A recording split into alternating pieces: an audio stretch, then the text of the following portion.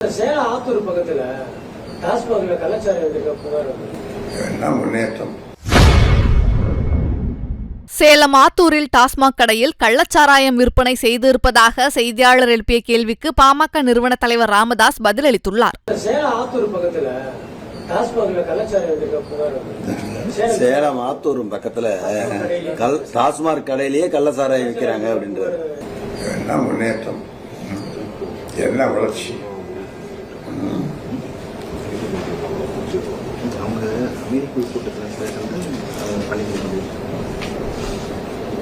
டாஸ்மாக் கடையிலே கள்ளச்சாராயம்.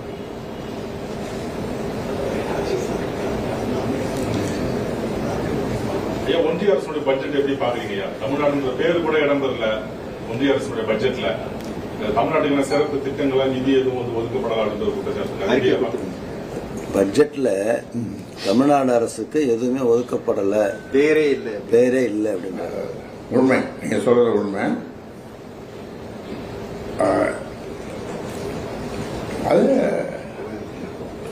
இங்க இருக்கிற ஆளுங்கட்சி அது சம்பந்தமாக அவங்களுடைய கண்டனத்தை தெரிவிக்கணும், அமைச்சர்கள் போய் பார்க்கணும்.